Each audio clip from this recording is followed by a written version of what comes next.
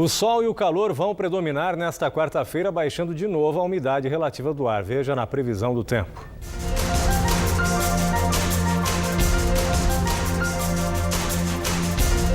Na Serra da Mantiqueira, a quarta-feira vai começar com temperaturas acima da média para a estação.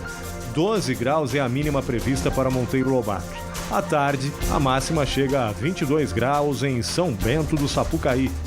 Calor fora de época também no Vale do Paraíba. Em Paraibuna, o sol vai brilhar entre poucas nuvens.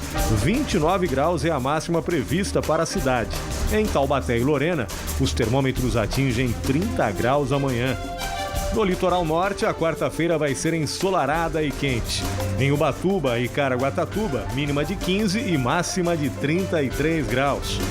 Hoje, em São José dos Campos, o tempo também ficou firme e a máxima atingiu 30 graus.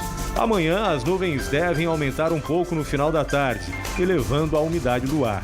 E a temperatura cai para 29 graus. Em Campos do Jordão, a quarta-feira vai ser de sol entre poucas nuvens e temperaturas entre 9 e 22 graus. Em São Sebastião, o tempo fica firme, com mínima de 16 e máxima de 30 graus.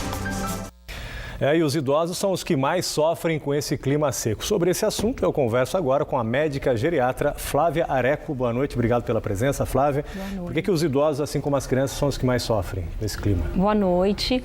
Os idosos, eles têm a imunidade, né, afetada, além da presença de doenças crônicas, né? Então, isso facilita que as infecções e eles sofram mais pela falta, né, da umidade do ar, quando a umidade Quais são as doenças mais comuns entre as pessoas da terceira idade, especificamente nessa época do ano que a gente está vivendo, que é o inverno seco?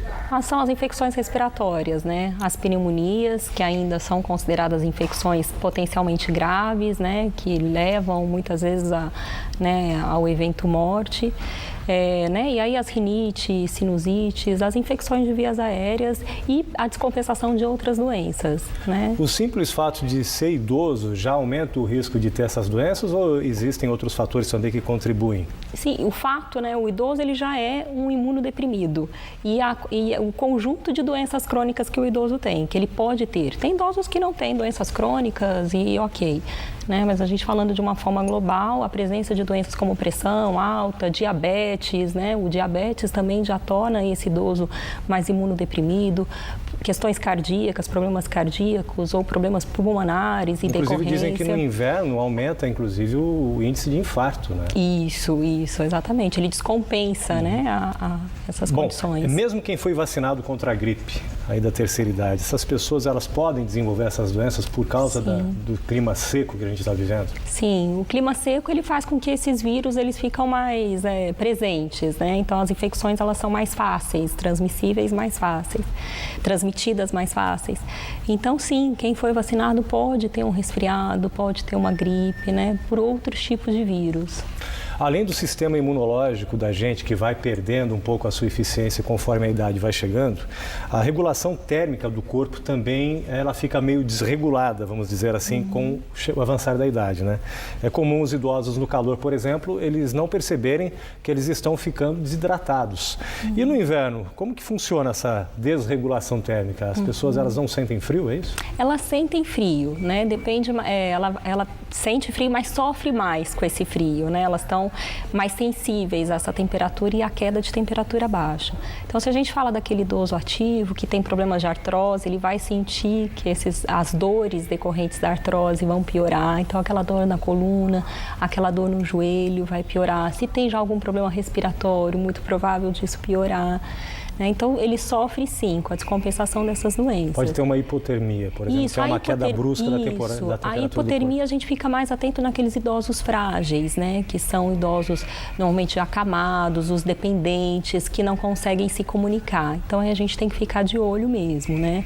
Pode sim ter alguns sintomas como fraqueza, tontura, né? Sempre ficar de olho, né? Aquele idoso que é dependente, ficar atento se está bem agasalhado, né? Se como prevenir? Vamos falar um pouquinho da prevenção. É possível evitar que os idosos fiquem doentes, ou eles vão ficar doentes, a gente tem como evitar ou minimizar os efeitos dessas doenças? Tem como evitar, né? Manter uma boa alimentação, a hidratação adequada, né? A hidratação, eu falo que é... Água sempre? Água sempre, água sempre. Água sempre, hidratar também as vias aéreas, né? Com o uso de inalação, de soro fisiológico nas narinas, né, uso de umidificadores, hidratar sempre. O balde d'água no quarto, na sala também funciona? Isso, de preferência a bacia d'água, né, para quem não tem aí umidificador, né, a bacia de água, pode usar até um pano com água também, né, próximo à cama. Isso tudo é válido para poder ajudar a hidratar as vias aéreas. Ok. Flávia Areco, geriatra, médica, muito obrigado pela sua presença aqui com a gente. Uma boa noite para você. Boa noite, muito obrigada pela oportunidade. Agora o Momento Rio Vivo.